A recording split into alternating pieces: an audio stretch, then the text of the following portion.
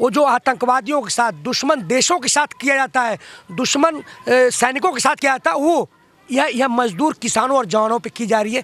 रात में लोग जाते हैं, पाँव में कीलें चुभ जाती हैं। क्या यही लोकतंत्र है? क्या हम खालिस्तानी हैं? क्या पाकिस्तानी हैं? या हम दुश्मन देश के यहाँ पे लोग हैं? कि देख लो कि हमारे देश के किसानों के साथ यह सरकार कैसे अन्याय कर रही है। पूरे देश की जनता को यह आह्वान करना चाहता हूं कि अभी भी जो लोग सो रहे हैं वो सारे के सारे जग जाएं। शुरू से ही सरकार की मंशा थी कि आंदोलन को ख़त्म किया जाए, किसी भी तरह से समाधान ना निकाला जाए, षड्यंत्र रचे जाएं। और अब जो ये जन सैलाब जागा है, ये तो टूट जाते हैं किनारे, टूट जाते हैं किनारे जब सैलाब आता है, टूट जाते हैं किनारे जब सैलाब आता है, और हिल जाती हैं सरकारें जब इनकलाब आता है। हमारे साथ इस वक्त मौजूद है वेटरन्स एसोसिएशन के कुछ सदस्य, जिनसे हम चर्चा करेंगे। कृषि कानूनों के ऊपर इतना जो हो हल्ला मचा हुआ है, सरकार एक कदम पीछे हटने को तैयार नहीं, उधर किसान भी हटने को तैयार नहीं। ये भूतपूर्व सैनिकों का ये पूरा पैनल है, इनसे हम बात करेंगे। क्या सैनिक भी सरकार की जो समर्थन में शामिल नहीं है? सरकार की जो बिल पास की है सरकार के द्वारा। मैं सूबेदार मेजर जयप्रकाश मिश्रा, संस्थापक और राष्ट्रीय अध्यक्ष वेटरन्स एसोसिएशन। देखिए, सैनिक जो है कि किसी के साथ नहीं होते हैं, सत्य के साथ होते हैं। और यहाँ पर जो है कि किसानों की आवाज़ को दबाया जा रहा था, देश के साथ अन्याय हो रहा था, किसानों को ख़त्म किया जा रहा था, इसलिए सरकार के साथ नहीं होकर के किसानों के साथ हुए हैं। और 16 दिसंबर से किसानों के साथ है, किसानों के आंदोलन में शामिल हैं। और यहाँ पर 5000 पूर्व सैनिक सभी बॉर्डरों पर तैनात भी हैं। 5000 भूतपूर्व सैनिक यहाँ पर इस बॉर्डर पर किसानों के समर्थन के लिए तैयार है, और लगातार वो अपनी उपस्थिति दर्ज करा रहे हैं और लगातार समर्थन भी दे रहे हैं। ये कहना है भूतपूर्व सैनिक जी का। आपको ये नहीं लगता कि किस तरह से जो सरकार लगातार किसानों की आवाज़ को दबाने का काम कर रही है? बिल्कुल। तो अब किसान अगर अपनी बात कहें तो फिर कैसे कहें? बिल्कुल, किसानों की आवाज़ को लगातार दबा रही है, और इसी को देखते हुए हम लोग आए थे। लेकिन हम दबने नहीं देंगे, किसानों की आवाज़ को हम दबने नहीं देंगे। और जय जवान जय किसान की नारा को भी साकार हो रहा है, जो कि यह नहीं चाहती है कि जय जवान जय किसान की नारा भी साकार हो। लेकिन अब जवान और किसान दोनों जाग उठे हैं, और इसको हम साकार रह करके रहेंगे। ये हर कोशिश इनने कर लिया, यहाँ तक कि पूर्व सैनिकों की हम पूर्व सैनिक हैं, हमारी वर्दी भी उतराई, मेडल भी उतराई, क्योंकि हम मेडल के साथ वर्दी के साथ यहाँ आए थे। लेकिन इन्होंने यह देखा कि यहाँ लोकप्रियता बढ़ रही है, लोग ज़्यादा आ रहे हैं, लोग यही बोल रहे थे कि यहाँ तो पूर्व सैनिक भी हैं, यहाँ खालिस्तानी पाकिस्तानी कहाँ हैं। इसलिए सरकार ने हमारी वर्दी को और मेडल को उतरवा दिया। लेकिन हमने सरकार का आदर किया, वर्दी और मेडल अपना उतार दिया, लेकिन यहाँ धरने पर बैठे रहे, क्योंकि हम तब तक नहीं हटेंगे जब तक सत्य की जीत नहीं हो जाती है। और इन्होंने क्या क्या किया है पूरा देश जानता है कि 26 जनवरी को कैसे इन किसानों को दबाने के लिए षड्यंत्र रखा, 27 को कैसे पानी और बिजली कट कर दिया, 28 को कैसे किसानों की हत्या की जा रही थी, पूरा देश जान गया।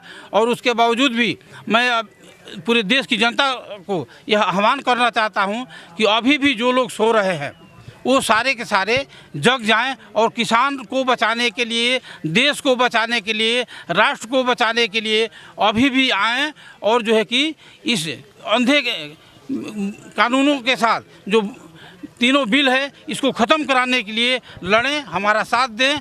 और जो अंधभक्त हैं उनके लिए यह हमारा संदेश है कि वो अपनी अंधभक्ति अगर जो छोड़ सकते हैं तो अच्छी बात है, नहीं छोड़ सकते हैं तो बॉर्डर बहुत दूर दूर है, बॉर्डर पर आप जा नहीं पाओगे, क्योंकि बॉर्डर का बैरिकेटिंग, वहाँ का किल नहीं देख पाओगे। तो यहाँ कम से कम आ जाओ, क्योंकि जो बॉर्डरों पर बैरिकेटिंग लगी है उससे ज़्यादा मजबूत बैरिकेटिंग किल यहाँ पर किसानों के लिए लगाई गई है। तो ये तो कम से कम आके देख लो कि हमारे देश के किसानों के साथ यह सरकार कैसे अन्याय कर रही है। तो आपको कम दूरी आने से ही ये सब पता चल जाएगा, आकर एक बार आप भी देखें। आप मानते हैं इस बात को कि 26 जनवरी को हुई जो लाल किले पर जो घटना हुई, वो कहीं ना कहीं एक षड्यंत्र था इस किसान आंदोलन को दबाने का?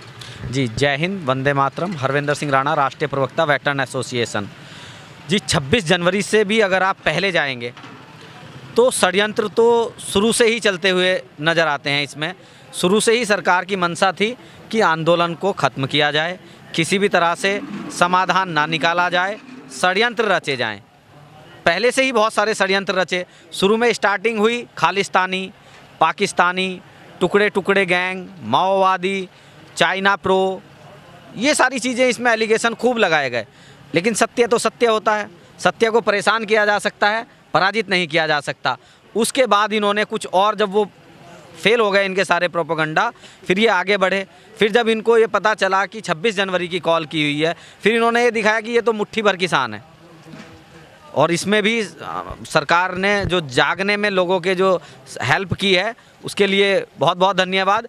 कि अगर जल्दी से इसका कोई समाधान मतलब कहीं ना कहीं निकल जाता, तो ये जो जन सैलाब आज जागा है, ये नहीं जागता। इसका जागना बहुत ज़रूरी है। मुद्दों का समाधान भी मैं मानता हूँ ज़रूरी है, लेकिन हर व्यक्ति का जागना बहुत ज़्यादा ज़रूरी है, उससे भी ज़्यादा ज़रूरी है। और अब जो ये जन सैलाब जागा है, ये तो टूट जाते हैं किनारे, टूट जाते हैं किनारे जब सैलाब आता है, टूट जाते हैं किनारे जब सैलाब आता है, और हिल जाती हैं सरकारें जब इनकलाब आता है। तो अब इनकलाब आ चुका है, हर व्यक्ति जाग चुका है। इनके जितने भी षड्यंत्र हैं, हर बार इन्होंने मुंह की खाई है, मुंह की खाएंगे। अभी ट्विटर पे वार शुरू हो चुका है, ट्विटर वार इस देश में, और पूरे ये ज्वलंत मुद्दा हो चुका है आज की डेट में। सबसे बड़ा अगर कोई मुद्दा है पूरी दुनिया में, तो वो किसान आंदोलन है। और विदेशों से इतना समर्थन मिल रहा है। और जो ये लोग सरकार के जो दलाल थे, उसमें पूर्व जो क्रिकेटर हैं, पूर्व क्रिकेटर हैं, जो बॉलीवुड इंडस्ट्री है, वो सारे लोग थे। तो वो कहीं ना कहीं पता नहीं चल पा रहा था किसानों का कि ये भी हमारे खिलाफ में है। अब वो सारे के सारे बिल से निकल के बाहर आ गए हैं और बिल्कुल पता चल रहा है। तो मैं अब ये संदेश देना चाहूँगा कि देश में जितने भी किसानों के खिलाफ हैं, जो गद्दार हैं, वो सारे एक तरफ आ जाएं। वो सारे जो बिलों में अभी छुपे हुए हैं, वो भी बाहर आ जाएं, ताकि हमें पता चल जाए कि हमारे दुश्मन कौन कौन है और इनसे कैसे निपटना है। एक एक से निपटा जाएगा, सबसे निपटा जाएगा। सर क्या नाम है आपका? जय हिंद, मैं मणिदेव चतुर्वेदी, रिटायर्ड बीएसएफ बनारस से। जी अभी सर ने बोला कि इनकलाब आता है, तो क्या आपको लगता है इनकलाब आ गया? जी बिल्कुल बिल्कुल, इनकलाब आ गया है। आज पूरा भारतीय जनमानस, जो एक समय था कि ऐसी चीज़ें, ऐसी लड़ाइयाँ जो स्वतंत्रता संग्राम में जब अंग्रेज़ों से लड़ रहे थे, तब देखा गया था।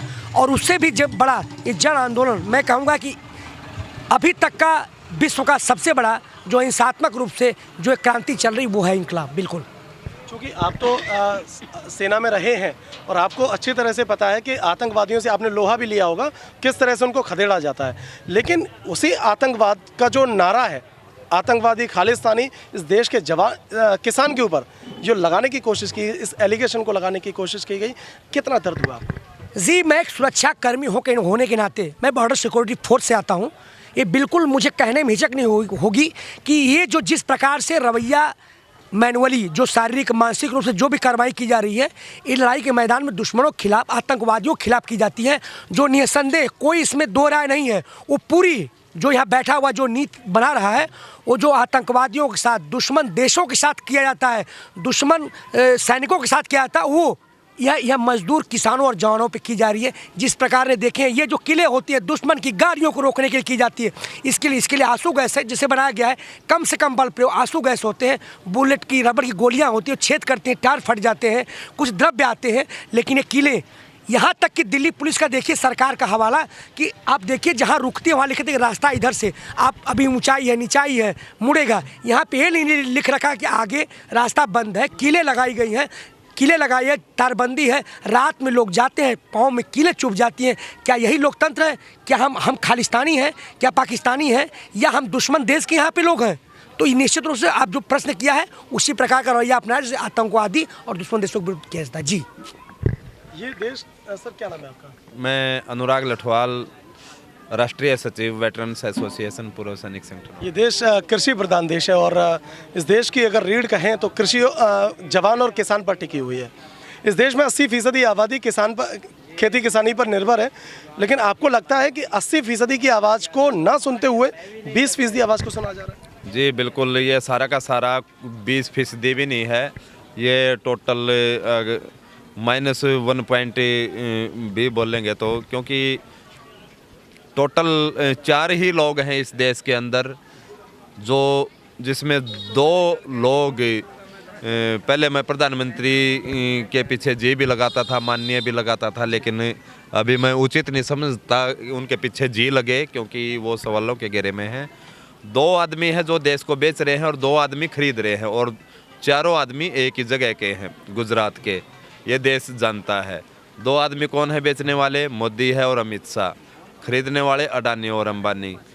और इन्होंने जो सरकार में आने से पहले राष्ट्रवाद के नाम पर यह सरकार आई है कि भाई किसानों को भी इन्होंने अपने पक्ष में कर लिया स्वामीनाथन रिपोर्ट के लिए, कि भाई स्वामीनाथन रिपोर्ट लागू कर देंगे। उसके बाद इन्होंने जवानों को भी अपने पक्ष में ले लिया कि तुम्हारी OROP 1 रैंक 1 पेंशन दिया जाएगा। मजदूरों को भी इन्होंने अपने पक्ष में कर लिया।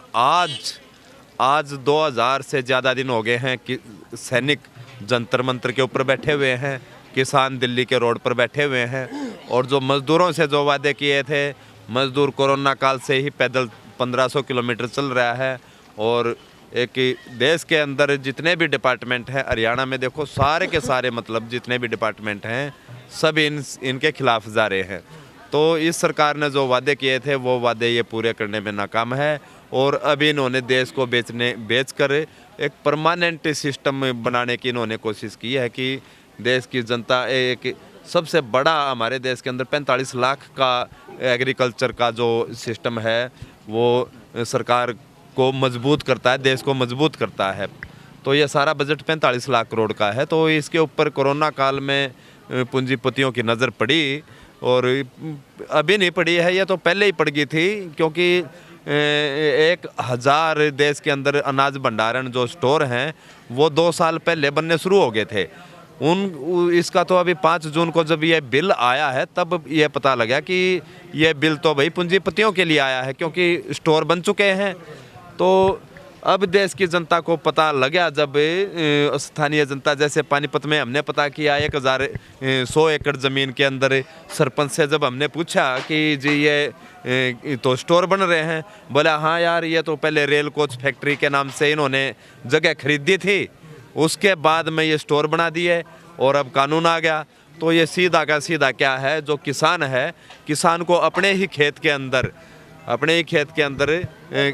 मजदूर बनाने का काम ये कानून लेके आए हैं, और ये कानून यही काम करेगा अगर इसका विरोध नहीं किया। तो मैं देश की जनता से अपील करता हूँ, आपको अगर देश को बचाना है तो सबसे पहले किसान को बचाइए। किसान बचेगा तो जवान बचेगा, और जवान किसान बचेगा तो देश बचेगा। आप सभी नेताओं का बायकॉट करिए और असली चीज़ को पहचानिए, ढूंढिए, देश बचाइए। जय हिंद, वंदे मातरम। तो ये थे हमारे साथ वेटरन्स एसोसिएशन के मेंबर्स और भूतपूर्व सैनिक, जिनसे हमने चर्चा करी किसानों के लिए बनाए गए सरकार द्वारा कानूनों के ऊपर। कैमरा पर्सन अनुज यादव के साथ मैं नकुल तिवारी, गाजीपुर बॉर्डर, दिल्ली, जनसेतु न्यूज़।